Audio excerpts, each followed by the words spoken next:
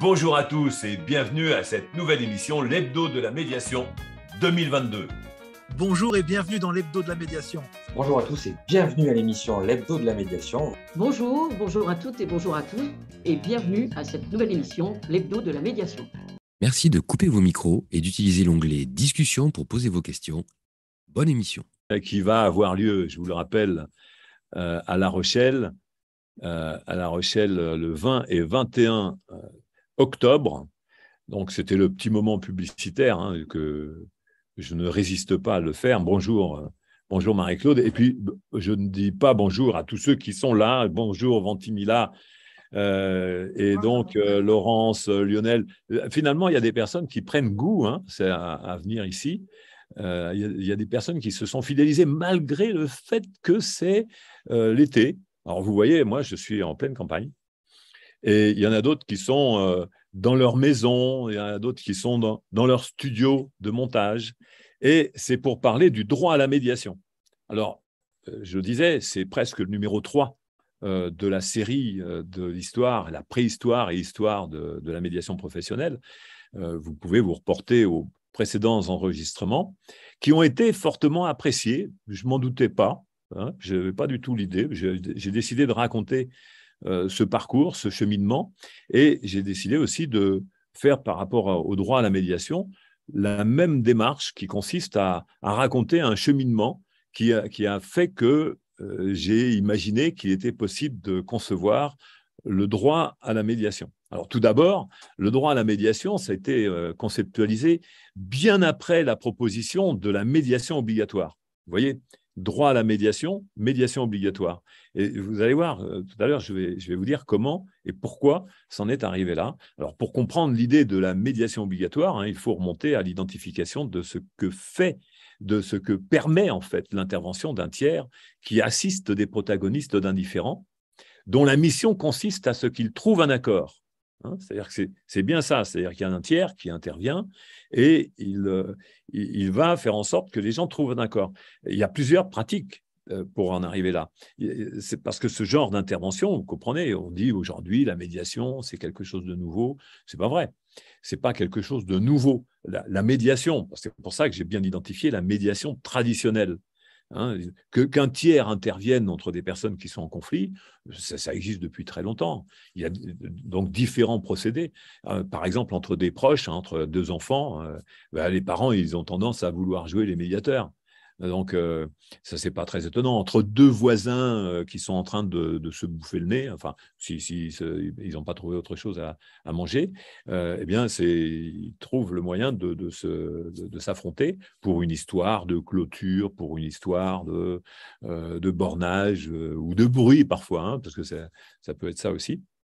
Donc, il y avait traditionnellement l'intervention d'un aîné ou d'un sage, pour les gens qui se bouffent le nez, avoir l'intervention d'un aîné, c'est quand même pas mal. Donc, mais c'est le fait qu'il y ait quelqu'un qui intervienne avec bienveillance, et puis qui est considéré comme un sage, qui joue des rapports de sympathie, de morale, c'est pas grave, la banalisation, avec des propos qui dédramatisent, c'est pas si grave que ça, vous pouvez quand même trouver une entente, trouver une manière de vous mettre d'accord, c'est pas ça qui fait le sens de votre vie quand même.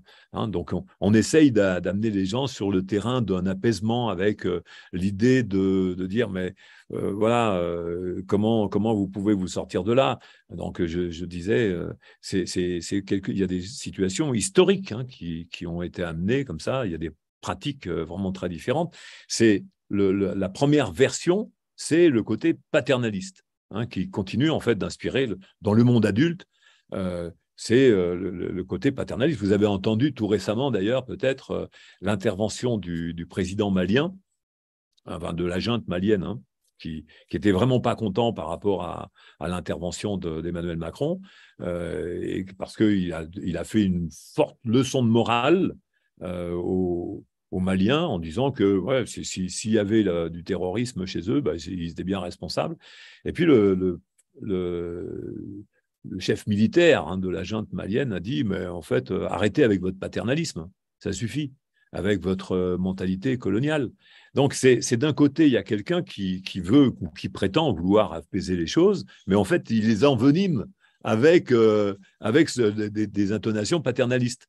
Donc, on peut voir que l'intention peut être bonne, mais l'incompétence est caractérisée par le fait d'utiliser des procédés qui ne sont pas du tout adaptés. Pas du tout adaptés à quoi? Eh bien, à l'évolution de la mentalité, à l'évolution intellectuelle. Les gens sont plus cultivés maintenant qu'avant. Et il y a une plus forte revendication de la décision par soi-même. Donc, on peut voir qu'il y a historiquement, Jérôme, historiquement… Justement, si on regarde un petit peu l'histoire, Oui. on s'aperçoit qu'entre des vassaux en conflit, lorsque le seigneur dominant voulait rétablir la paix, il pouvait avoir recours à une décision contraignante. Mais il pouvait aussi inciter les protagonistes à trouver eux-mêmes un accord. Alors, dans cette perspective, il pouvait utiliser le moyen de l'appel au raisonnable. C'était la même chose c'était exactement ce que fait le papa, hein, attention, sois raisonnable, etc. Donc il y avait cette pratique aussi historique dans la vie sociétale. Oui, c'est la gestion de la société en bon père de famille, en jouant du paternalisme. Mais il pouvait aussi utiliser un tout autre moyen, celui de la menace, pour contraindre les protagonistes à trouver leur propre accord. Dans cette condition, a des exemples comme ça, excuse-moi, mais on a des exemples. Il faut citer au passage des exemples historiques que vous pouvez trouver d'ailleurs sur Wikipédia, parce que j'ai fait une page sur la médiation politique sur Wikipédia, qui raconte bien les positions qui ont été adoptées par des médiateurs, alors qui s'appelaient négociateurs, qui s'appelaient conciliateurs. Le mot était vraiment le même, hein, c'était la même idée, c'était un tiers qui intervenait pour faire en sorte que les gens s'apaisent. Et donc, il utilisait la menace. Alors, il y en a un exemple, c'est celui de Napoléon, que j'ai souvent cité. Napoléon, pour lequel je n'ai pas beaucoup d'estime, hein, comme vous pouvez imaginer, mais je cite cet exemple pour dire, voilà, il y a cette situation par rapport à la Suisse, où il y avait la montée d'une guerre civile en Suisse, et Napoléon a dit de Sa Majesté, hein, il a dit si les Suisses ne trouvent pas une solution entre eux, l'armée française va venir écraser tout ça. Donc il y avait une menace, et parce que sans doute que l'infantilisme de Napoléon faisait qu'il appréciait Rousseau en croyant que Rousseau était suisse, ce qui n'est pas le cas. Donc il a dit bon ben voilà, je vais faire en sorte qu'il y ait la paix en Suisse. Et ça a été l'acte de médiation de Napoléon, qui est toujours affiché au Sénat, au Palais du Luxembourg. Hein, et ça a été l'acte qui a fondé, en fait, une partie de la Constitution suisse. La médiation, ça a consisté à dire, attention, hein, si jamais vous ne trouvez pas un accord, je vous écrase. C'est quand même fort, parce que notez bien que c'est une médiation sous menace. Et ils ont été enfermés, les élus, les représentants suisses ont été enfermés dans le Palais du Luxembourg. C'est la raison pour laquelle l'acte de médiation en question est affiché dans le Palais du Luxembourg. Eh bien, ils ont été enfermés là et ils ont effectivement trouvé une solution entre eux. Il n'y avait pas grand monde pour les aider, mais vous voyez que la menace, ça a été quand même assez fort. Ils ont trouvé la manière de faire une constitution, en fait, de revenir à la constitution antérieure. Hein. C'est-à-dire que les Français avaient voulu imposer leur modèle de découpage départementaux avec les départements, etc. Mais les Suisses, ils n'en voulaient pas. Donc, ils ont fait des régions autonomes et qui avaient leur propre modèle de fonctionnement. Si bien qu'il y en avait encore qui avaient des traditions tribales à côté d'autres qui avaient des traditions beaucoup plus démocratiques sur les prises de décision. Donc voilà, ça a été cette manière de piloter des médiations, elle était sous contrainte, avec des potentiels de forte violence, quoi, hein, et quand parfois c'était réalisé.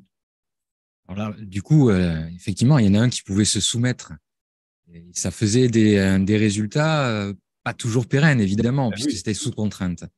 Néanmoins, il faut bien reconnaître que ce procédé a toujours eu un certain attrait, notamment dans l'environnement des classes dirigeantes. Avec l'émergence des adhésions au système de droits et d'obligations, le contrat social finalement, Un autre procédé est apparu, c'est celui du rappel à la loi et de la menace du recours au judiciaire, avec ses aléas bien sûr. Les tiers facilitateurs ont traditionnellement plusieurs types d'instrumentation à leur disposition. Tu en parlais tout à l'heure, il y a la bienveillance, la morale, l'appel au raisonnable et le rappel à la loi, mais aussi la menace de la contrainte. Bon, ça laisse quand même très peu de place pour la liberté. Ça laisse peu de place, a priori, pour la liberté dans ce qui est de l'accès à la décision. Comment peut-on, en réalité, choisir quel procédé on va utiliser pour résoudre un conflit, alors qu'on est embarqué dans la conflictualité? C'est surtout ça le gros problème. Hein. Dans le cas de la menace de la contrainte, dans le cas de la menace de la punition, hein, moi, ce que je vous propose, c'est de constater que les moyens de la morale, c'est-à-dire ça c'est bien, ça c'est mal, hein, de la normalisation, c'est-à-dire ça c'est conforme ou c'est pas conforme, hein, c'est conforme ou pas conforme à notre manière de vivre, à notre manière de concevoir les rapports sociaux. On n'est pas dans le bien ou le mal, on est dans ce qui peut s'appeler de la normalisation, c'est les standards de la psychosociologie. Hein, avec tout ce qui est de pourcentage. C'est-à-dire, dans notre civilisation, à 90%, on est comme ça.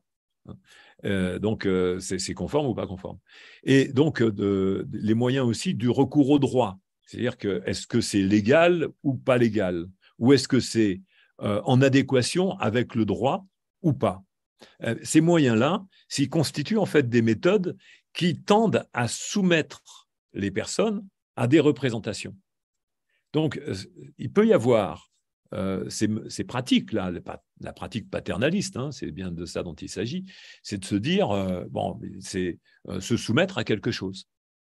C'est très différent de, en fait, la menace de la punition. Parce que si je menace quelqu'un pour qu'il aille décider lui-même de la manière de résoudre le différend, et que au final, la décision qu'il va prendre, l'accord qu'il va passer, l'entente qui va être élaborée, hein, eh bien, que cette entente de mon fait, de moi qui menace, je n'interfère pas sur la solution, la menace elle-même, c'est une incitation dans un contexte émotionnel qui rajoute une peur ou qui introduit une peur de quelque chose de violence s'il n'y a pas d'accord. Donc, à ce moment-là, moi, je me suis dit, tiens, il y a peut-être quelque chose à puiser là-dedans. Et dans l'idée de la médiation obligatoire, j'avoue que quand ça m'est arrivé de commencer des médiations dans les entreprises, l'employeur m'a dit, mais comment je fais pour convaincre ces personnes d'aller en médiation? C'était dans les années 2000, hein, dans les années même 1998, 99, 2000, 2001. Pendant cette période-là, j'ai dit à plusieurs reprises, dans plusieurs contextes, j'ai dit, vous n'avez pas le choix. Vous n'avez qu'à menacer l'un et l'autre de le virer, de les virer. S'ils ne trouvent pas d'accord ensemble, qu'est-ce que vous allez faire? Vous allez continuer à garder des gens qui sont en conflit? Non. Vous n'allez pas continuer à garder des gens qui sont en conflit. Qu'est-ce que vous allez faire alors? Vous allez prendre une décision qui va consister à en faire partir un ou faire partir les deux. Oui. Donc, dites-le. Et sur le coup, ça devient une menace. Alors, c'est dans ce contexte-là que je me suis dit, oui, pourquoi pas la médiation obligatoire? Pourquoi pas la médiation sous cette forme? Parce que, objectivement, la décision qui sera prise si l'ambiance continue d'être pourrie, ça va être une décision sanction. Alors, autant inciter les personnes à aller en médiation. Et donc, j'avais des personnes qui venaient en médiation en disant « je viens en médiation parce que le patron ou mon chef m'a dit que si j'y allais pas, j'allais me faire virer. » Et c'est là que pour moi a commencé l'œuvre du médiateur. C'est-à-dire que je me suis dit il est temps que je développe un savoir-faire pour motiver ou pour entretenir la motivation ou pour faire émerger la motivation des personnes qui venaient en face de moi sous contrainte. Sous contrainte de quoi? En fait, la réponse est très simple. sous contrainte d'un état émotionnel. Alors, est-ce que l'état émotionnel de dire ouais, je suis pas content contre l'autre, oui, j'en ai marre de l'autre, il faut le virer, c'est lui qui est une mauvaise personne, ou c'est un incompétent, etc. Donc les gens qui s'accusent, etc., se prêtent de mauvaises intentions, se balancent des trucs pour pouvoir s'empêcher, se bloquer. Donc, est-ce que cette situation émotionnelle est différente de celle d'une peur? Non, parce que c'est la colère contre l'autre, il y a de la peur. Donc, c'est qu'une peur qui vient de l'extérieur, en plus. Donc, c'est un état émotionnel qui se rajoute à de l'état émotionnel. Donc, je me suis dit, ça, c'est parfait. J'ai en face de moi une émotionnalité, deux émotionnalités. Alors, il y a toujours eu un qui était plus partant pour la médiation que l'autre. Hein. Donc, mais parfois, dans les discussions, ça pouvait s'inverser. Mais finalement, il fallait que je trouve des langages, des phrases typées pour pouvoir déclencher la motivation de mes interlocuteurs. Mais ça, ce n'est pas de ça dont je parle hein, ici. Je parle du droit à la médiation. Mais là, vous vous dites, ah alors, tu vas nous les donner, ces phrases. Mais vous les connaissez, les phrases. C'est de la reconnaissance. Mais on en parle sur d'autres vidéos et je vous propose de mettre ça de côté et de continuer sur le droit à la médiation, sur l'émergence de l'idée du droit à la médiation. Parce que pour l'instant, j'en suis qu'à la médiation obligatoire. Donc, je trouve le moyen à ce moment-là, dans ces années 2000, de dire la médiation obligatoire, c'est quelque chose qui doit exister. On doit promouvoir la médiation obligatoire. Et là, je vais rencontrer une forte adversité. Alors, je vais le dire, hein, voilà. Alors Jérôme a tout de suite donné la parole à Michel Bénichou, qui était bâtonnier à l'époque. Hein. On est là, je vous dis ça, on est en 2002, 2003 par là. Michel Bénichou est avocat, il est bâtonnier de Grenoble, il est président du CNB, le Conseil national des barreaux. Et puis il y a cette idée de la médiation. Est-ce que la médiation obligatoire peut se développer? Alors là, l'article qui apparaît ici, c'est un article de 2012, parce que la polémique va durer des années sur le fait de la médiation obligatoire. Alors vous voyez que là, Michel Bénichou dit non, la médiation obligatoire, c'est un non-sens, c'est quelque chose qui ne peut pas exister, et il n'est pas le seul. En amont de cet article hein, qui vient parce que là, cet article a été écrit en réaction, je vais le redire tout à l'heure, à une intervention que j'ai faite en Italie, à Rome, concernant le droit à la médiation. Justement, c'est juste après mon intervention sur le droit à la médiation, que j'initie le droit à la médiation, pour le coup, là, Michel Bénichou écrit cet article. Et évidemment, il ne me cite pas, hein, parce que c'est une convention chez eux, c'est de réagir à mes propos sans me citer. Donc, c'est toujours sympa, c'est toujours amusant, parce que c'est la concurrence, hein, c'est un peu la concurrence des idées, et où ils ont toujours vécu ça comme une sorte de conflictualité, eux.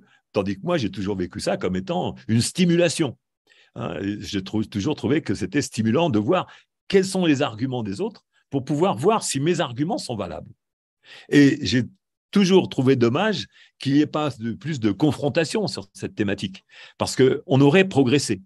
Alors, on aurait progressé plus que ce qui a été fait. Donc, à l'époque aussi, donc il y a d'autres situations. Hein. Il y a de nombreuses critiques, je vous dis, de la part des concurrents, que ce soit l'ANM, hein, l'Association nationale des médiateurs, ce qui s'appelait à l'époque la FNCM, la Fédération nationale des centres de médiation, qui a changé de nom, qui s'appelle maintenant la FFCM, la Fédération française des centres de médiation. Ils ont eu besoin de se réidentifier sur le plan national, hein, comme si la médiation, ça ne pouvait pas être interculturel. Il y a le GEM aussi, le Groupement européen des magistrats pour la médiation. C'est tout de suite une vocation plus large, mais avec une même pensée. On a vu par exemple des comptes rendus du GEM qui racontent que la médiation, c'est de l'harmonie, et l'harmonie est en Dieu. Donc voilà, tout est dit. C'est-à-dire c'est une proximité avec l'hyphomène. Et il y a une forte tendance à voir dans la médiation, c'est une démarche spiritualiste, une démarche parce que c'est du pacifisme, parce que comme si la paix était quelque chose de lié à la religiosité et que la guerre était quelque chose qui était lié à la mesquinerie humaine. On voit bien que vous avez qu'à lire la Bible, vous verrez tout de suite que c'est pas le cas. Hein. Vous en avez autant de guerres au nom de la divinité et de la spiritualité que ce qu'il y a par rapport à la paix. Il y a déjà moins de paix d'ailleurs dans la recherche de la spiritualité que c'est quelque chose de très intime pour le coup, la paix. Alors, ce que nous avons ici, c'est tout un regroupement de personnes qui se disent que la médiation obligatoire, c'est un non-sens.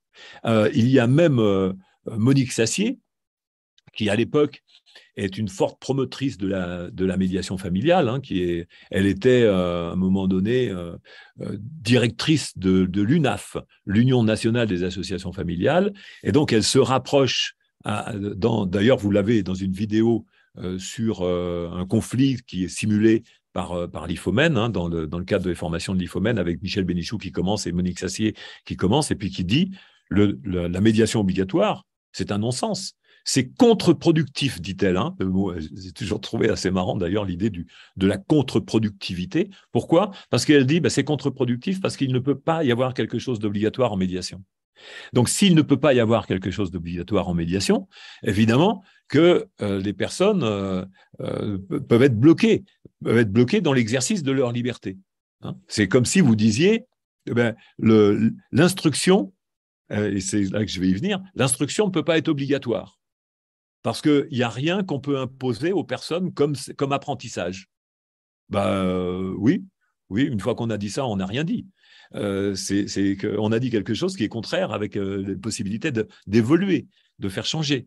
Donc, ici, il y a tout un ensemble de personnes qui disent l'accès à la médiation doit être libre, comme l'est l'accès au système judiciaire.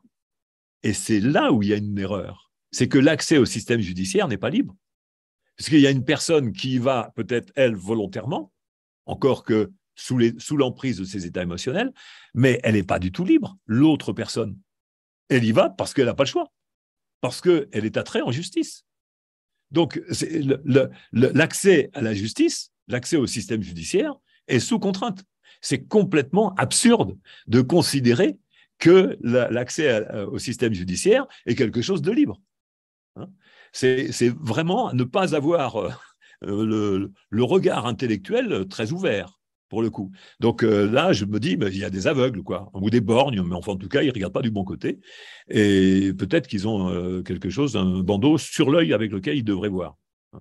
Et donc, ça les empêche de pouvoir comprendre ce qu'est la médiation. Donc, aujourd'hui, on a effectivement des dispositifs obligatoires de médiation. Alors, vous voyez, les choses ont évolué. Alors, je peux vous dire, à un moment donné, je me suis dit que pour faire évoluer la pensée de ce système-là, il fallait introduire quelque part l'idée que la médiation obligatoire, c'était quelque chose qui se discutait. Donc, j'ai dit sur différents réseaux sociaux que c'était quelque chose qu'on discutait dans les couloirs de différents ministères. Je ne sais pas si c'était vrai, hein, mais c'était une bonne rumeur. Et effectivement, ça a été discuté dans différents couloirs de différents ministères. À partir de là, parce que les gens disaient « Ah bon, mais dans quel ministère ?»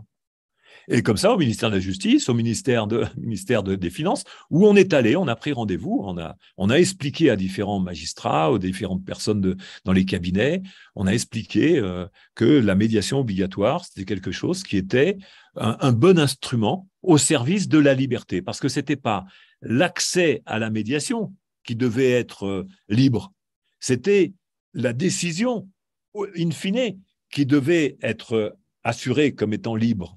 Et vous voyez que là aussi, de ce point de vue-là, il y a beaucoup de juristes qui veulent poser le verrou sur l'accord de médiation en disant « Attendez, l'accord de médiation, il doit être absolument homologué par le juge. Oh là là, est-ce que les citoyens sont capables de prendre des décisions tout seuls pour sortir de leur conflit ?» C'est quand même quand même incroyable que les juristes viennent se mêler d'une manière indécente de la liberté des personnes. Tu sors d'un conflit. Tu n'as pas besoin d'avoir une tutelle de papa, pas paternaliste, hein, du système judiciaire qui vient encore te peser, ou du système juridique qui vient encore te peser, hein, comme si on n'avait pas assez de limitations, d'interdictions, d'empêchements.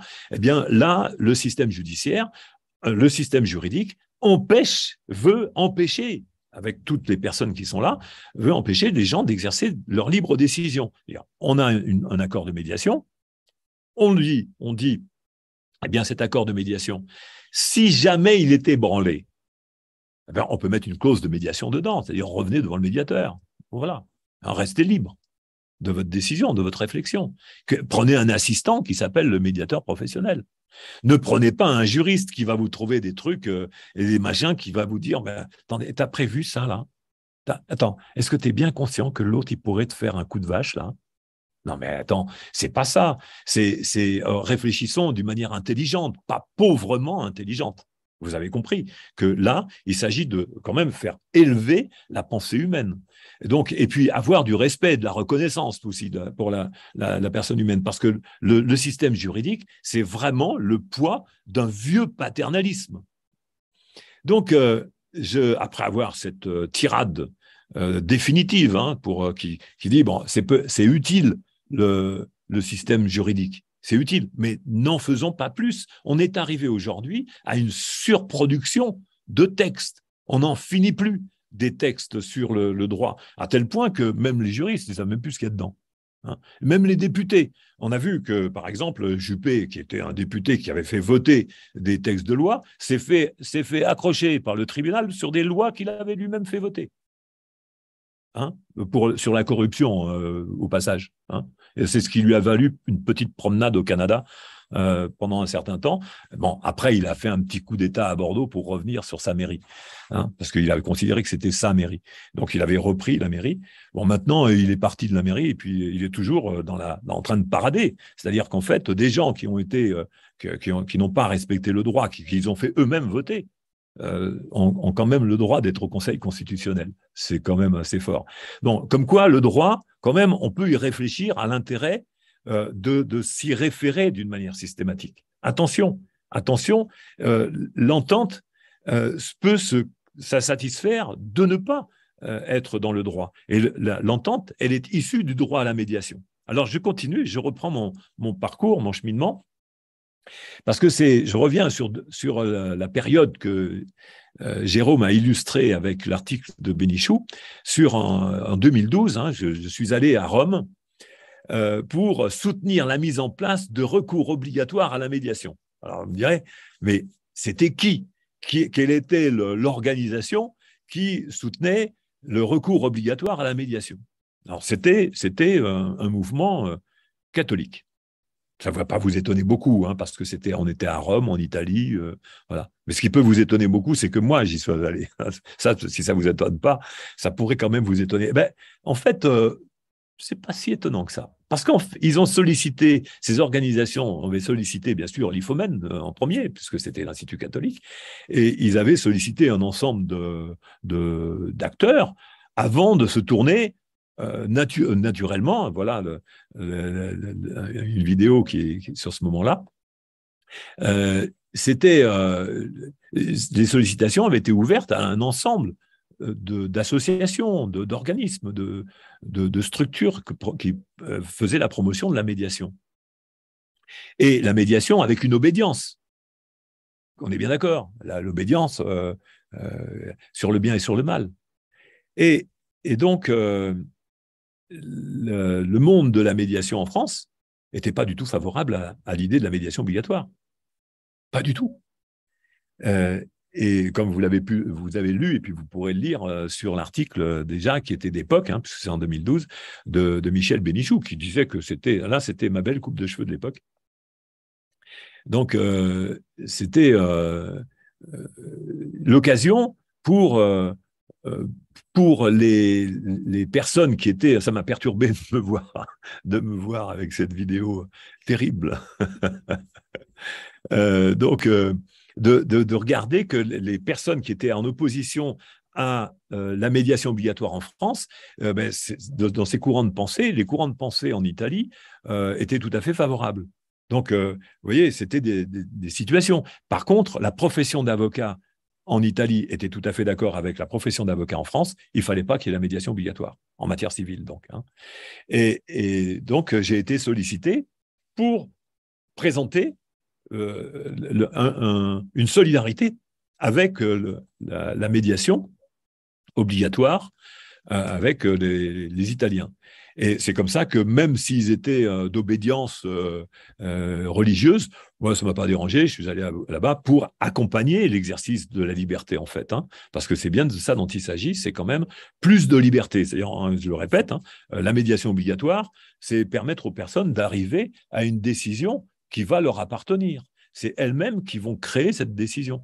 Donc, j'ai réfléchi à ce moment-là, et je me suis dit, en fait, je ne peux pas arriver là-bas avec un discours similaire avec celui que je tiens depuis plus de 10 ans sur la médiation obligatoire. Il y a quelque chose qui cloche, ça passe pas, donc il faut que je trouve une autre expression. Et la veille du 18 décembre 2012, je réfléchis encore et je trouve ma réponse. Ma réponse, ça a été, tiens, mais il existe l'instruction obligatoire et cette instruction obligatoire ouvre le droit à l'instruction. Donc, ce n'est pas l'école obligatoire. Il y a beaucoup de personnes qui pensent que c'est l'école qui est obligatoire. Non, ce n'est pas l'école qui est obligatoire. Ce n'est pas le fait d'aller à l'école qui est obligatoire. C'est le fait de donner une instruction à un enfant. Ça, c'est obligatoire. Et là, je me dis, ça, c'est bon. C'est bon. Je vais présenter, non pas la médiation obligatoire, mais désormais, je vais parler du droit à la médiation. Et ce droit à la médiation va ouvrir de nouvelles perspectives. Et donc, vous avez, Jérôme peut présenter le lien vers le manifeste du droit à la médiation, sur également le lien sur l'article qui reprend tout le discours sur le Wikimédiation. Vous avez tout le discours que j'ai tenu à Rome concernant ce droit à la médiation qui était juste naissant, juste une idée. Hein. Donc, c'est l'idée de se dire, le droit à la médiation, c'est la promotion de la liberté de décision.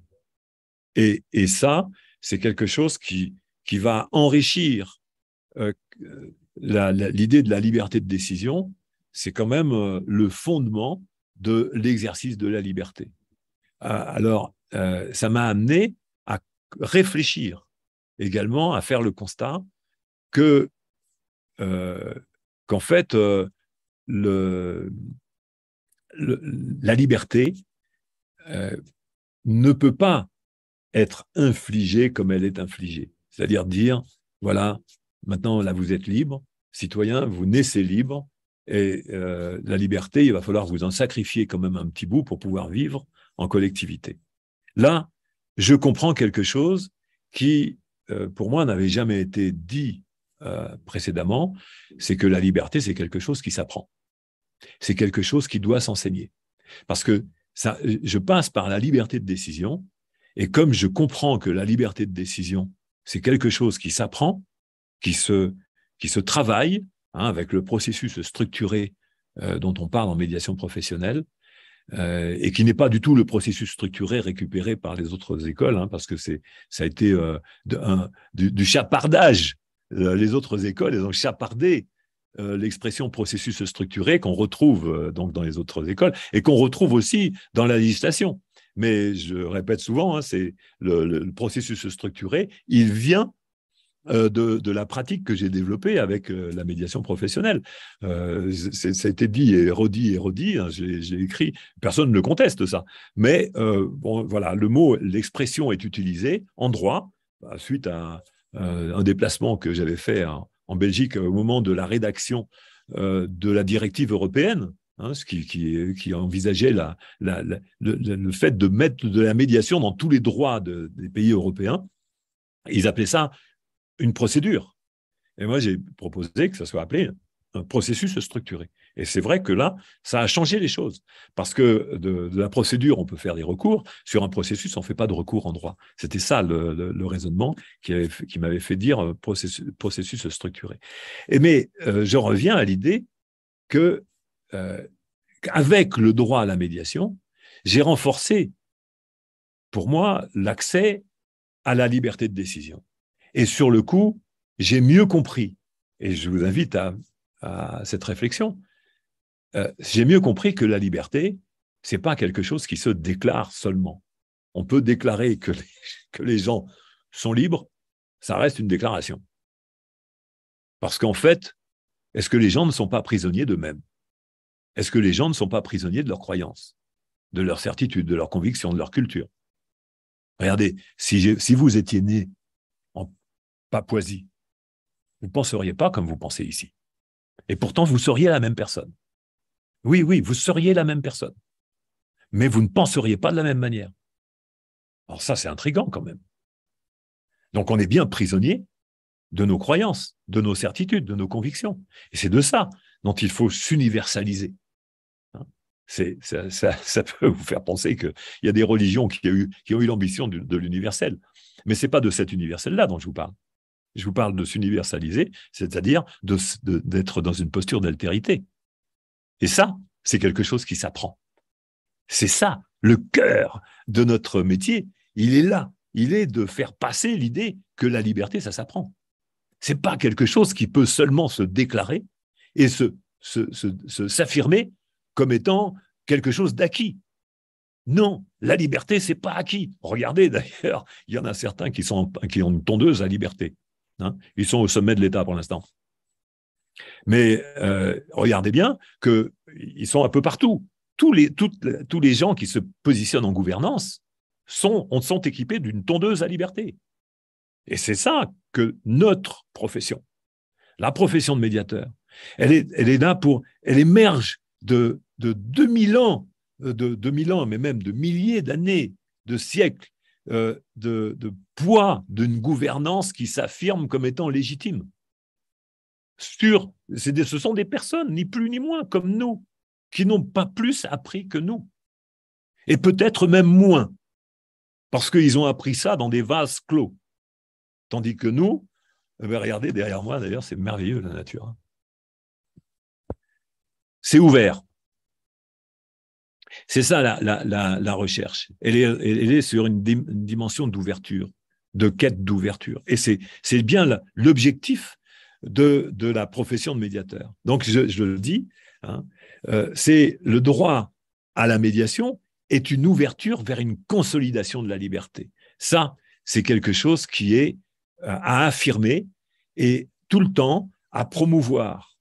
C'est-à-dire bien montrer que ce droit à la médiation, certes, il s'accompagne de l'obligation de la médiation, mais il est une nécessité pour que dans notre vie, nous soyons plus libres. C'est-à-dire que les médiateurs professionnels sont des personnes qui accompagnent une réflexion sur la liberté, sur le sens, c'est-à-dire sur le sens de l'existence, en gros. Ça peut aller jusque-là. Pourquoi est-ce que je vis? Est-ce que je vis pour être enfermé ou est-ce que je vis comme dans un zoo, jusqu'à voilà, j'accepte d'être un membre du zoo de la gouvernance. C'est une manière de vivre. Moi, je n'accepte pas. Donc, et je pense que, de fait, il y a de plus en plus d'humains qui n'acceptent pas ça. On le voit. Vous pouvez percevoir avec tous ces discours qui existent partout, toute cette contestation qui est là dans le monde avec Internet, avec tous ces outils qui apparaissent, qui nous montrent la pensée qui a évolué de la part de l'humanité, de plus en plus d'humains. C'est un bel effort. Donc, je pense que la profession de médiateur a tout à fait sa place aujourd'hui dans ce monde-là et dans toute cette dynamique d'évolution culturelle sur l'ensemble de la planète. Moi, je vois la médiation en tant qu'elle est professionnelle. Pas la médiation traditionnelle dont j'ai parlé à plusieurs reprises. Cette médiation, avec le droit à la médiation, elle peut s'ouvrir légitimement par une obligation. Alors, ce droit, néanmoins, offre comme particularité, c'est la perspective qui n'existe pas. C'est une perspective qui n'existe pas en matière judiciaire. C'est l'exercice de la liberté de décision. Il n'y a pas de mise sous tutelle avec la médiation professionnelle.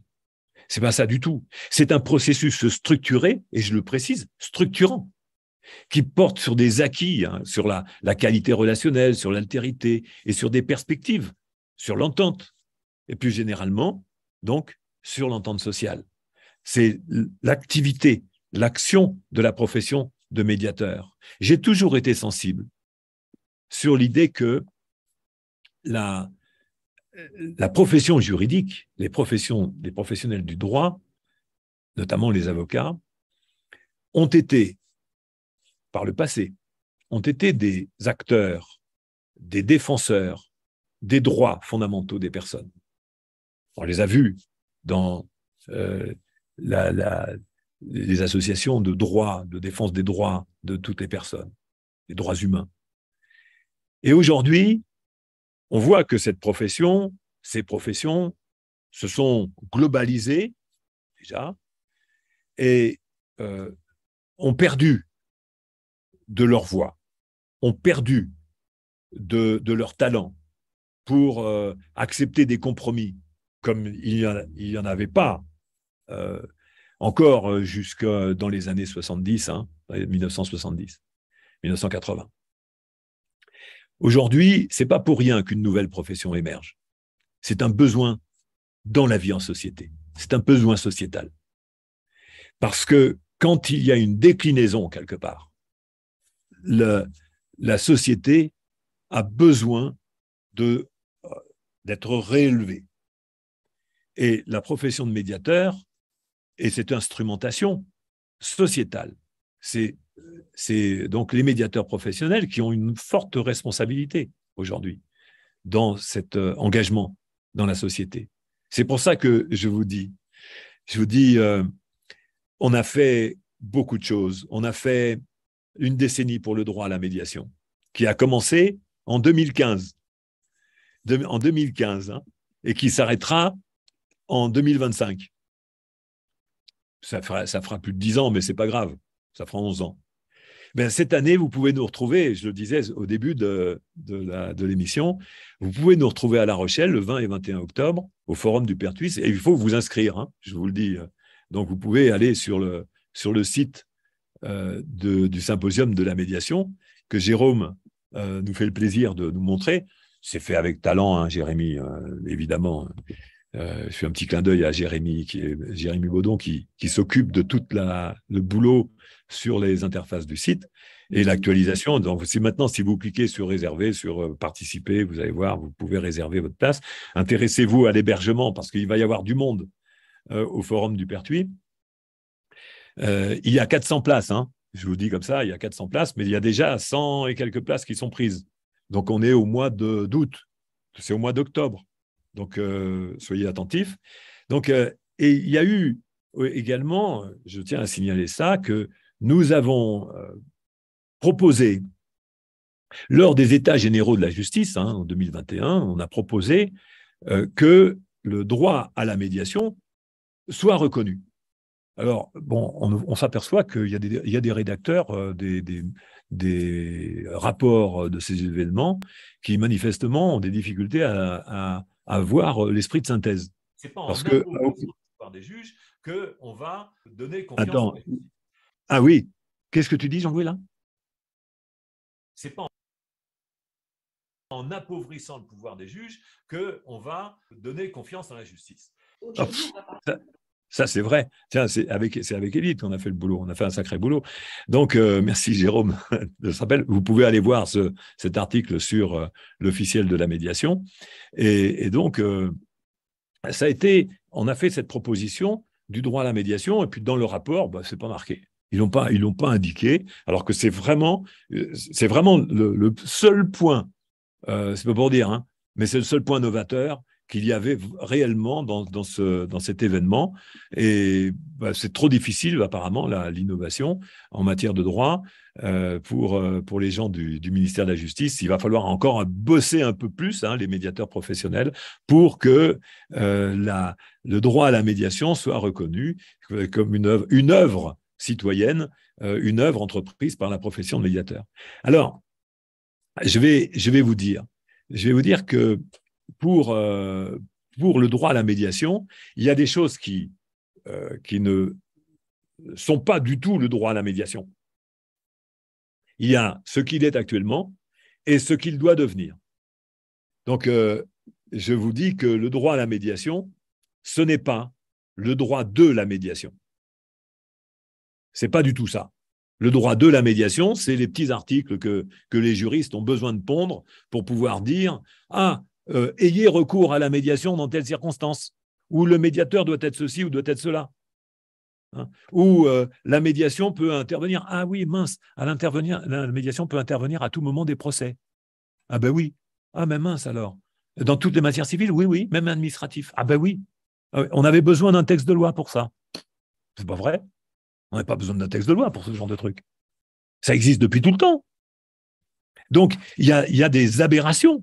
Comme ça, il y a des juristes qui se prennent pour des gens utiles alors qu'ils produisent de l'inutile et qui, en plus, empestent notre réflexion parce qu'on est obligé de les lire. On est obligé de lire ces âneries pour le prendre en considération et dire « Ah oui, à tel article, oui, il dit ça. » Il dit rien de ce qui ne pouvait pas être fait avant.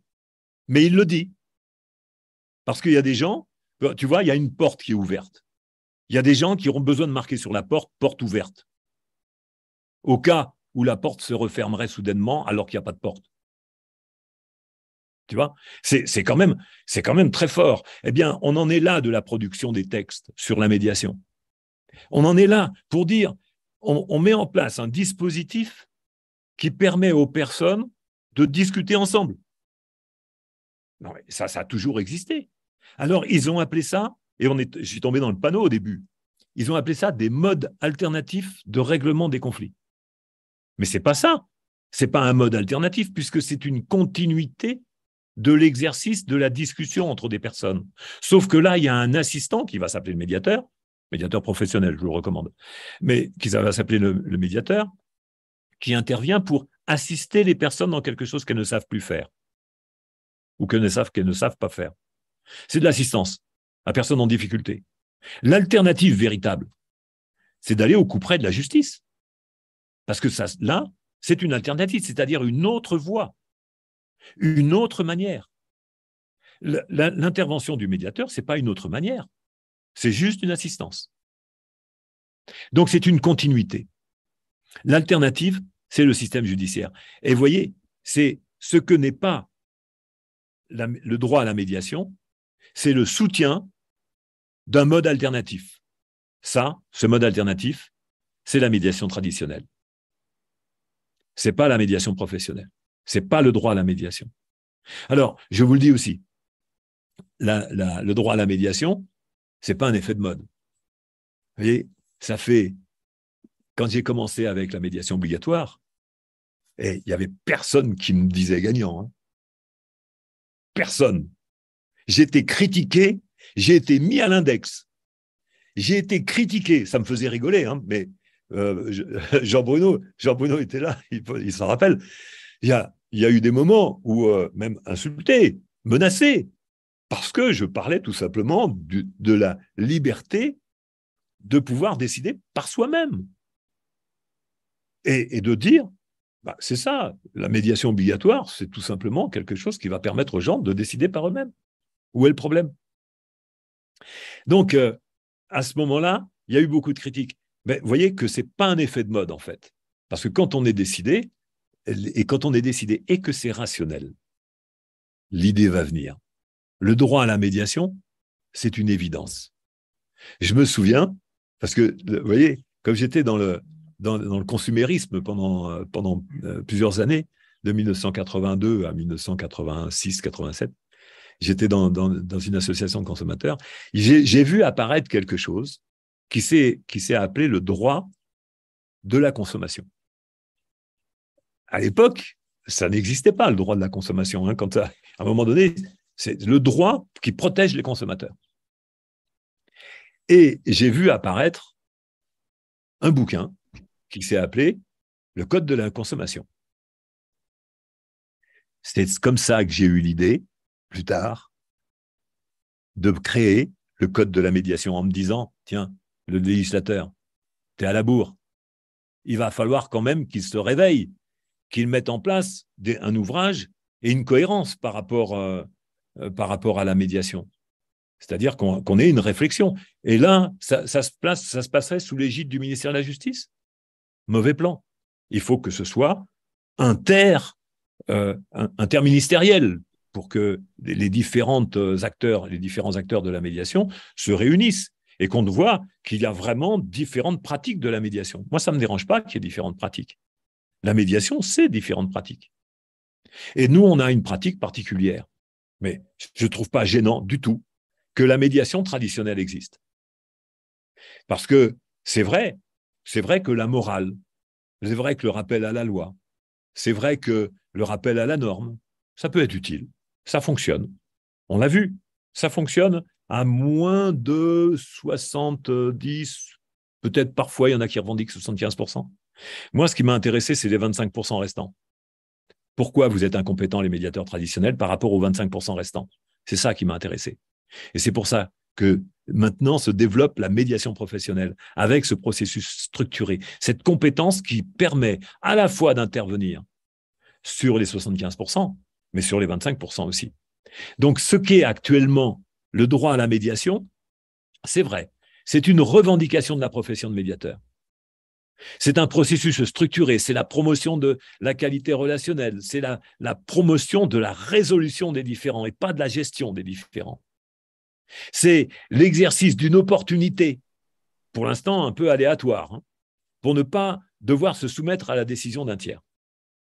C'est la possibilité de décider par soi-même, en altérité. Et j'insiste bien, c'est la promotion de la qualité relationnelle. Ce que doit devenir le droit à la médiation, c'est un droit constitutionnel. Là, je pense que nous aurons atteint notre objectif quand dans la Constitution, il sera dit que les personnes n'ont pas prioritairement accès à la justice, au système judiciaire, que la priorité, c'est l'accès à la liberté de décision définie par la médiation professionnelle. Oui, par le droit à la médiation. Ça, c'est quelque chose à réfléchir, à intégrer, à s'approprier. Mais c'est ça qu'il faut absolument promouvoir, c'est le fait d'une reconnaissance du droit à la liberté de décision, du droit à l'accès à la médiation qui favorise cette liberté de décision. Donc, ce que doit devenir le droit à la médiation, c'est l'objet d'un enseignement associé à l'usage de la rationalité. J'aurais bien dit de la raison, mais c'est tellement polysémique le mot raison que je préfère dire la rationalité. Pour l'exercice de la liberté, le développement de la conscience et de la liberté, de la responsabilité, de l'altérité. Tout ça, c'est un enseignement qui est lié au droit à la médiation. C'est la préservation de la liberté de décision comme référence fondamentale. C'est une incitation à la réflexion, à travailler sa motivation, la motivation des personnes, à développer l'implication dans une démarche contributive. C'est aussi une discussion sur la découverte de l'autre en tant qu'il est l'autre. C'est le lien avec le référentiel de l'ingénierie relationnelle. Voilà pour ce que aujourd'hui n'est pas le droit à la médiation, ce qu'il est actuellement et ce qu'il doit devenir. Alors, pour conclure, parce qu'il est 13h27, et là je suis au championnat du respect des horaires, ce qui est rare chez moi. Mais je crois qu'aujourd'hui, je pourrais presque le gagner, parce qu'il faut quand même que je m'envoie des fleurs pour ça, étant dans la nature. Je vais vous dire le droit à la médiation de 3 façon. Vous savez, c'est la signature de la profession de médiateur, ce que je vais vous proposer là. C'est cette signature-là de la structuration, de la méthode. C'est ce qui fait, ce que fait et ceux qui font. Ce qui fait le droit à la médiation, ce que fait le droit à la médiation et ceux qui font le droit à la médiation. Voyez-vous, je l'ai souvent dit, quand je pense à mon jardin, il y a ce qui fait mon jardin, ce que fait mon jardin et celui qui fait le jardin. Et il n'est pas tout seul. Il n'est pas tout seul parce qu'il y a ceux qui font le jardin. Et quand j'ai pensé à ça, ceux qui font le jardin, il y a même les vendeurs de graines. Il y a les mecs qui préparent les sacs de terreau. Il y a tous ces gens-là. Et je me suis dit, finalement, dans ceux qui font le jardin, il y a du monde. Et je vous invite à penser comme ça, à utiliser ce triptyque pour structurer votre pensée, pour structurer vos interventions et faire en sorte que ce soit votre signature aussi.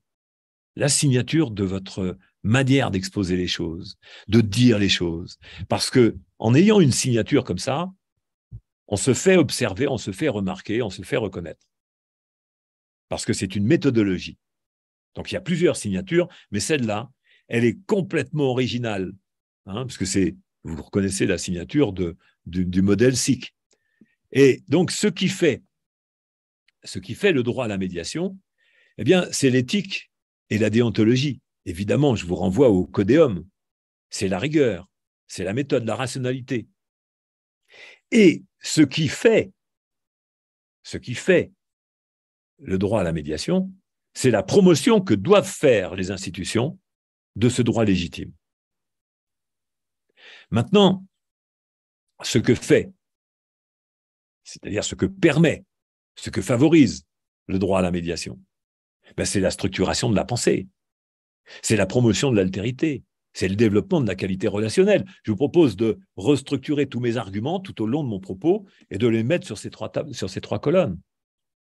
Et également, je vous propose de voir que ce que fait le droit à la médiation, c'est le développement d'une instruction fondée sur le paradigme de l'entente et de l'entente sociale. Ça, c'est quelque chose de plus fort. Et vous savez, le paradigme de l'entente, je ne vais pas dire, mais ça va au travers des frontières. Moi, je n'ai pas de nationalisme dans la tête. Je suis un terrien. Je suis un russe. Je suis un américain. Je m'en fous. Je m'en fous de la nationalité. Qu'est-ce que c'est que ces choses-là qui consistent à séparer l'humanité, à nous diviser et à justifier le fait que des gens vont partir à l'affrontement et s'entretuer. Entretuer qui? Des imbéciles qui auront pris les armes, comme les imbéciles qui vont être envoyés là-bas. Oui, je le dis. Des imbéciles. C'est dommage d'être un imbécile et de raccourcir sa vie et d'être un héros enterré avec un drapeau. C'est dommage. C'est dommage d'avoir cette idée de la construction de la civilisation. Parce que c'est de civilisation dont on parle. Oui, c'est de l'entente et de l'entente sociale. Ça, c'est ce que fait le droit à la médiation. Donc, si j'avais la possibilité, évidemment que je dirais à Poutine, à Zelensky, à Boden, et puis à Macron et à tous ceux qui sont les promoteurs des guerres, de s'asseoir autour d'une table et à réfléchir un instant avec plus d'intelligence que ce qu'ils en ont. C'est pas facile de reconnaître qu'on est un peu bête. C'est pas facile de reconnaître, parce que c'est ça aussi. Poser, s'asseoir, c'est être abéti par ses états émotionnels, par ses priorités, ses aspirations lobbyistes, et puis un fantasme, comme si on était destiné à être définitivement reconnu sur la planète. Laisser une trace historique. C'est pas ça. Laisser une trace historique, si vous voulez, mais laisser une trace qui va permettre aux personnes de bien vivre ensemble, pas de s'entretuer, pas de s'entre-déchirer. Donc, maintenant, j'étais en train d'en parler, il y a ceux qui font la médiation. ceux qui font la médiation, c'est en premier, bien évidemment, les médiateurs professionnels. Je dis en premier, mais en premier, c'est aussi les personnes, les utilisateurs de la médiation professionnelle. C'est bien évidemment nos institutions qui aujourd'hui ont plus de 20 ans, que ce soit le PMN, la CPMN, via médiation, le CRESIR, le centre de recherche, donc l'école, la chambre syndicale, la profession, le réseau professionnel via médiation, et puis l'ensemble des structures qui sont là, avec les clubs qui réunissent les médiateurs judiciaires, professionnels, les clubs aussi qui réunissent les médiateurs de la consommation, parce qu'il y a des spécialisations dues à des phénomènes de droit. Donc on a suivi, mais n'empêche que toutes ces organisations-là participent par leurs membres à ceux qui font la médiation professionnelle, le droit à la médiation. Il y a les prescripteurs.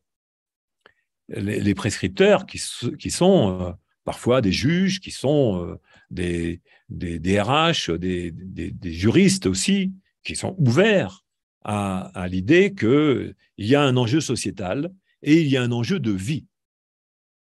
C'est ça, le fait de pouvoir accompagner ce droit à la médiation, c'est d'accompagner ce prisme-là où il y a ce qui fait et ceux qui font la médiation. Ceux qui font la médiation, ceux qui font le droit à la médiation, je vous le dis, c'est aussi vos enfants. C'est à eux que vous pouvez vous adresser pour dire qu'est-ce que vous êtes en train de promouvoir. Et je vous le dis comme ça dans l'intimité de notre vidéo, là, de notre échange sur Zoom, de cette émission, il y a une chose qui est certaine, c'est que nous avons commencé une œuvre. Vous qui êtes là, vous avez commencé à vous participer à cette œuvre de promotion de la liberté, de promotion de l'altérité, promotion de la qualité relationnelle, de l'ingénierie relationnelle. C'est une œuvre. Alors, bien évidemment qu'il y en a d'autres qui ont fait des œuvres dans leur vie. C'est génial.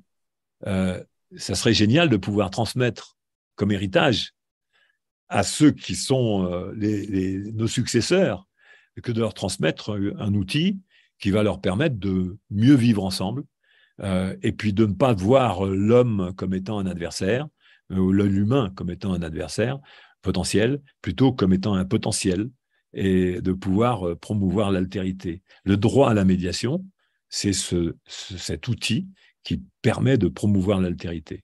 Ça sera mon dernier mot.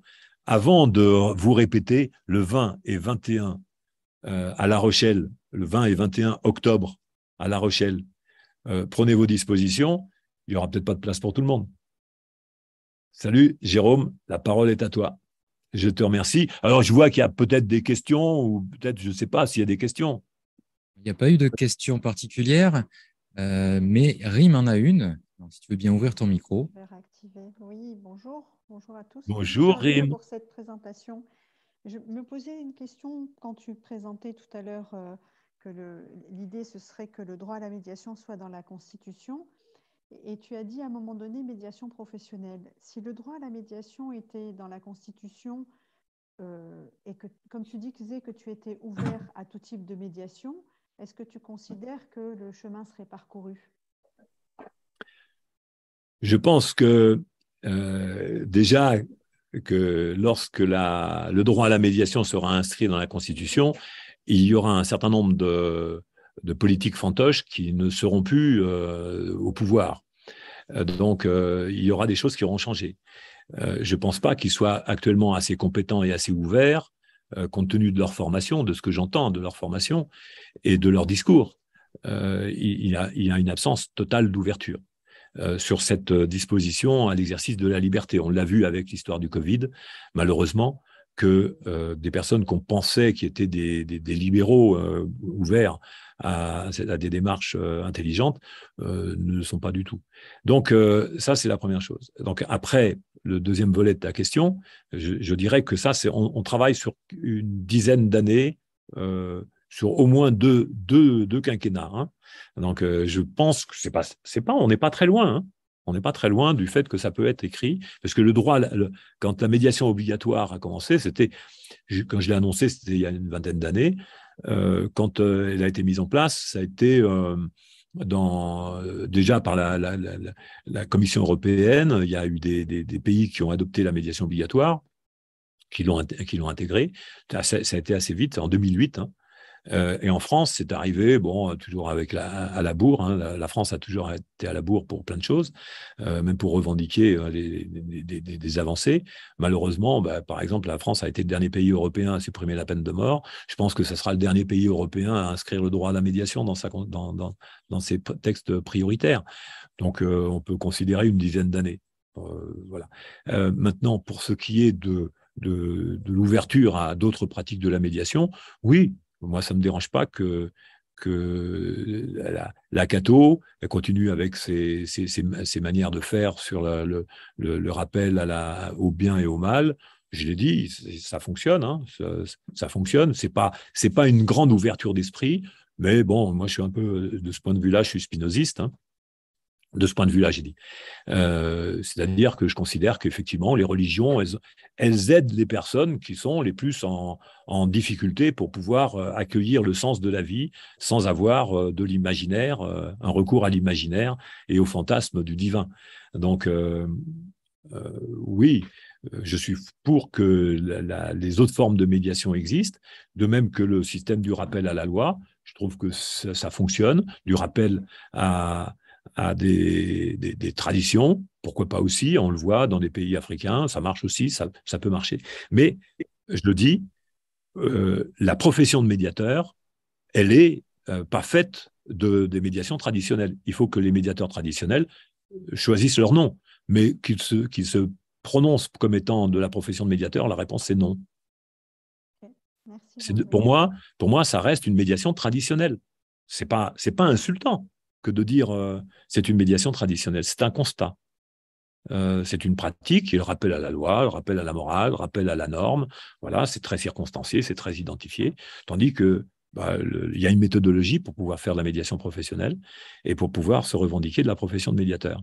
Donc, c'est vrai que j'ai vu que dans un livre blanc, l'ANM a écrit l'énoncé profession de médiateur. Ils l'ont écrit très timidement d'ailleurs, hein, parce que c'est écrit comme si c'était fébrile, parce que bien sûr que c'est une infamie. C'est moral, mais ils reculent devant rien. Ils font ça, c'est la pratique traditionnelle. Ils ont intégré le vocabulaire de la médiation professionnelle, ils l'ont intégré, ils ont intégré plein de choses. Petit à petit, ils intègrent sans intégrer les pratiques. Qu'ils intègrent les pratiques, qu'ils se forment à la profession de médiateur, et là, je n'y verrai pas d'inconvénient. Merci Jean-Louis, c'est clair.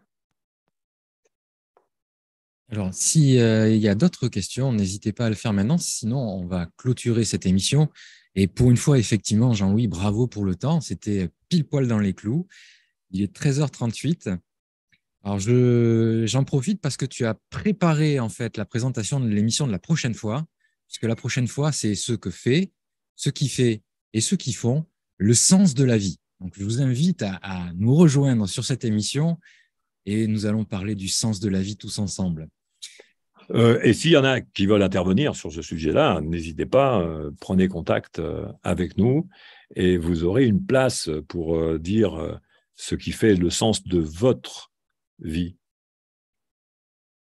Merci à toutes et à tous. Rendez-vous la semaine prochaine à 12h30 pour l'hebdo de la médiation.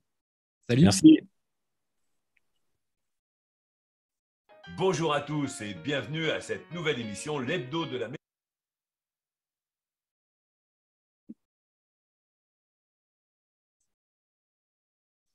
Il n'y a plus de son. Il y a toujours des problèmes techniques. Ouais, ça a sauté. Ça a sauté. Je reprendrai la vidéo et puis je rajouterai la fin. Merci à toutes et à tous. À bientôt. Salut.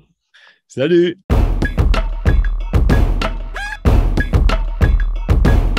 Abonnez-vous à Mediator.tv pour être prévenu de nos nouvelles diffusions, de vos vidéos en direct ou en replay. Le programme des 4 prochaines émissions est disponible sur l'officiel de la médiation, dans l'onglet webinaire. Si vous avez aimé cette émission, je vous invite à la liker et à la partager sur vos réseaux sociaux avec tous vos amis. Vous pouvez télécharger l'application La Médiation Professionnelle sur le Play Store ou l'App Store. Si vous avez besoin d'un médiateur professionnel, vous allez sur allomediateur.com.